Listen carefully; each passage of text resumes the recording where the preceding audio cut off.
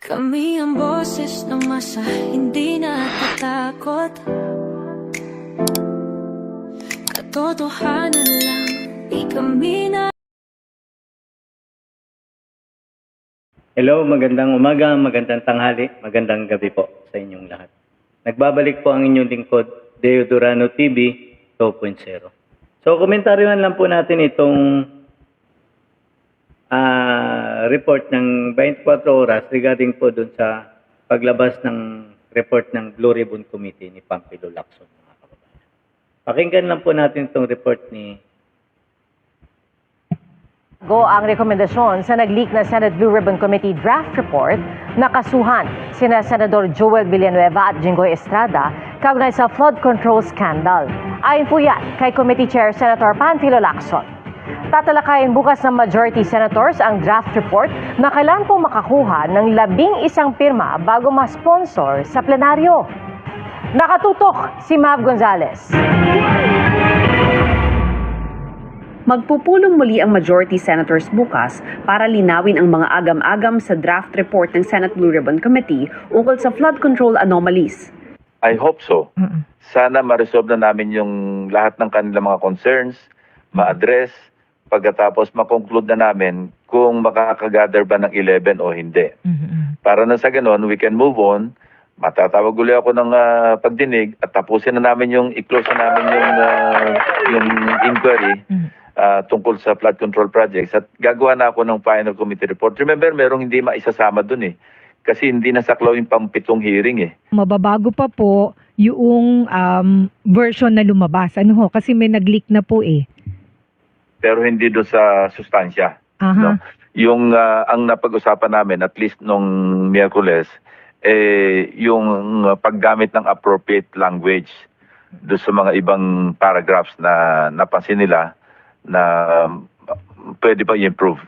Sa nag-leak na draft report, inirekomenda ng komite ang pagsasampa ng reklamo laban sa ilang senador, kongresista at iba pang opisyal ng gobyerno.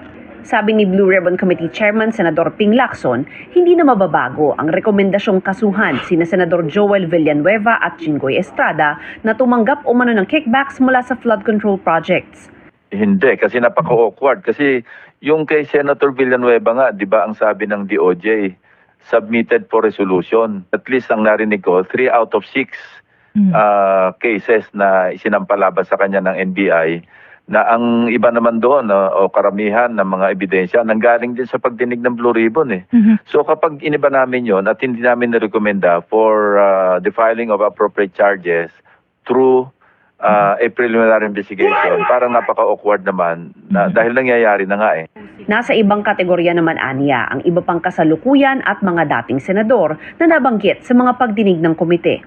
While nabanggit yung pangalan nila, walang kalaman-laman, kundi yung pagkabanggit lang ng pangalan na di umano, nagbigay yung si Yusek Bernardo sa dating staff ni Senator Binay, nagbigay dun sa dating staff ni Senator Grace Poe. Ganon din yung kay Senator Villar Nasabi lang na nagdala ng pera sa ganon, pero wala yung pinagbabasihang ibang ebidensya. Kaya actually wala nga kami masabing recommendation doon except na binanggit yung kanilang mga pangalan. Inirekomenda yan, mga kababayan. Kasi nga po, pero si Bong Revilla nakasuhan dahil ang banggit di umano, direktang nagbigay si Bernardo sa bahay mismo ni Bong Revilla. Ngayon, paano kung i-deny ni Bong Revilla yun, mga kababayan? Sino ang kukunayb doon sa sabi ni Bernardo, mga kababayan? Ito, sinasabi ni Pampilo Lacson na wala daw matibay na ebidensya doon sa kay Binay, kay Villar, kay Mark Villar, at sa iba pang mga senador na wala doon. Bakit? Kasi kakampi nila yun, mga kababayan. Nasa majority lahat doon. Diba? Siguro, kung lilipat itong si Villanueva at saka si Jinggoy Estrada sa majority, baka hindi isasama sa demanda ito, mga kababayan. Yeah? Yan po ang nakakalungkot yan, mga kababayan. Kasi nga, hindi kanila kakampi. Si Bong Revilla, ang nagsabi lang na tumanggap ng pera ay si Bernardo ang nagbigay at diniretso hinatid sa bahay ni Bong Revilla. Di ba po? Sino makikipag doon? Connives doon sa sinasabi ni Bernardo na magpapatunay na talagang nagdala siya ng pera sa bahay ni Villanueva. Hindi naman pwedeng lang ni Bernardo yun, mga kababayan, salita lang. Kailangan po, mayroon po talagang magpapatunay din na talagang totoo po na nagbigay ng pera dyan. Ang tanong, siyempre, sasabihin ni Bernardo, may driver ako. Ibig sabihin, driver, tao niya pa rin yun, mga kababayan. Yun ang magiging Hindi po, dapat mayroon pang iba. Di ba? Kasi nga po, katulad nga po ng sinabi din ni Alcantara na hindi naman direktang binigay din kay Villanueva yung 150 million. Sino tumanggap? Di ba po? Wala ho talagang matibay na ebidensya sa mga senador. Ang itong nasa harapan ninyo ngayon na picture, ito po yung itinuturo ni Alcantara, ni Diskaya at ni Saldico at ni Gutesa. Bakit hindi man lang ito na demanda? Diba, ito po yung pinakamalaking isda dapat ang hulihin, mga kababayan. Pero ano nangyari? Naging abogado sila Lacson ng dambuhalang buhayang ito, mga kababayan. Sila na yung nag-aabogado at ayon pa mismo sa balita ni Lacson, hindi daw ito ligtas pa sa kanyang kaso, mga kababayan. Paano natin masasabing hindi paligtas? Ay never nga itong pinapatawag doon sa Senado, mga kababayan. At alam nating lahat na pag nababanggit ang pangalan ni Martin Romualdez doon sa mga hearing sa Blue Ribbon Committee, tumitigil ang lahat, mga kababayan. Diba po? Tumitigil ang lahat sa investigasyon. Natatandaan ninyo, nung binanggit ni Gutesa ang pangalan ni Martin Romualdez na galing kay Saldico ang pera na dinadala sa bahay ni Martin Romualdez at sa Malacanang, naghinto na mahigit 1 buwan po yata ang Blue Ribbon Committee. At siguro nag-isip-isip sila, anong gagawin natin doon? Nung mga susunod na araw, ang lumabas, peke ang notaryo ni Gutesa, mga kababayan. Ang kawawang notaryo ang naging may kasalanan dahil peke de umano, ayon kay Pampilo Lacson. Pero alam naman po natin sa notaryo, wala naman po talaga ang totoong abogado roon, mga kababayan. Alam na po ng lahat ng publiko yan. Karamihan naman po nagnonotaryo, mga kababayan. Tapos sasabihin nyo, peke. Okay. Sakyan na natin si Pampilo Lacson na peke ang notaryo. Ngayon, dinimanda ngayon ni Marcoleta yung abogado sa Integrated Bar of the Philippines. Ipa-disbarred niya, mga kababayan. Tama lang yun kasi dininay niya yung perma ng isang nangungumisyon sa kanya. Tapos dinidinay niya. Ang masakit pa, itong abogadong ito, nagtatrabaho pa sa Bucor. Yan po ang nakakalungkot na pangyayari sa mga bayan natin. Pag nababanggit ang pangalan ni Martin Romualdez, nahihinto lahat ang hearing ni Pampilo Lacson. At kung hindi man, hinahanapan ng butas ang isang testimonya ng yung affidavit ng isang nagsalita tungkol kay Martin Romualdez, mga kababayan. Yun po ang nakakalungkot na pangyayari sa mga buhay natin. Na mayroon tayong senador na abogado mismo nang tinuturo na siya mismo ang mastermind doon sa flood control, mga kababayan. At ayon mismo doon sa chairman ng appropriation na si Saldico, alam lahat ni Martin Romualdez ang mga ano dyan kasi nanghihingi din sila ng insertion at bilyong-bilyong pera na ang ninanakaw sa bayang ito pero wala rin yet kaso, mga kababayan.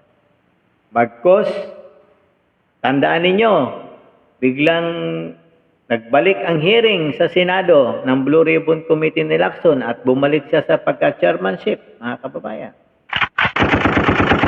Bago siya nag-umpisa ng hearing, umarap muna siya sa media. Mayroon daw siyang surprise witness, mga kababayan. At yun pala, ang surprise witness niya ay si Saldico. Pero hindi natuloy ang Zoom ni Saldico dahil iba pala ang sasabihin ni Saldico, mga kababayan. Yan ang kanyang baliktad na pag-iisip.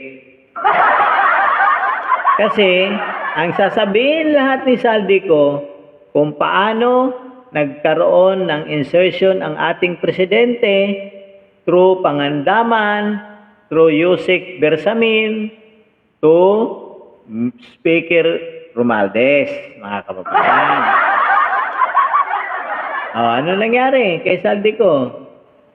Ayon mismo sa presidente, binablockmail di umano siya ng abogado ni Saldico, mga kababayan. Presidente ka, binablockmail ka ng isang abogado.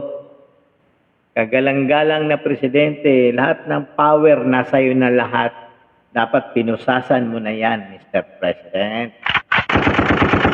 Ganun lang, mga kababayan. Pinagluluko tayo na ito ng Blue Ribbon Committee ni Lacson at ayon sa kanya, hindi pa daw ligtas si Martin Romualdez sa kaso. Bakit? Paano mo nasabi, Mr. Lawyer Lacson? Diba, mga kababayan? Yan po ang nakakalungkot, mga kababayan. Pinatagtatakpan po nila ang buong katotohanan dahil lang sa protektor. Kailangan maprotektahan nila si Martin Romualdez at BBM, mga kababayan. Hanggang dito na lang po muna ako. Palambing naman po ng like, share, and subscribe po to my YouTube channel, Deo Durano TV 2.0. God save the Philippines. Kami ang boses ng masa, hindi natatakot. Katotohanan lang, di kami nalulunod. Walang bahid ng sismis, lahat ay totoo. Kahit sino ka pa, pag mali ka babanatan ka. Walang pinipili kulay, wala kaming kinikilingan. Basta para sa bayan, kami lalaban. Pag tama palakpakan, pag mali banatan. Di matitinag, di matatakot, para sa bayan tuloy ang sigaw. Sa harap ng kamera, walang halong takot. Mga baluktot, lahat kayo'y tutumba. Ang hustisya at totoo, yun lang ang mahalaga. Kahit sinong harang, di kami matitinag. Walang pinipiling kulay, wala kaming kinikilingan. Basta para sa bayan, kami lalaban.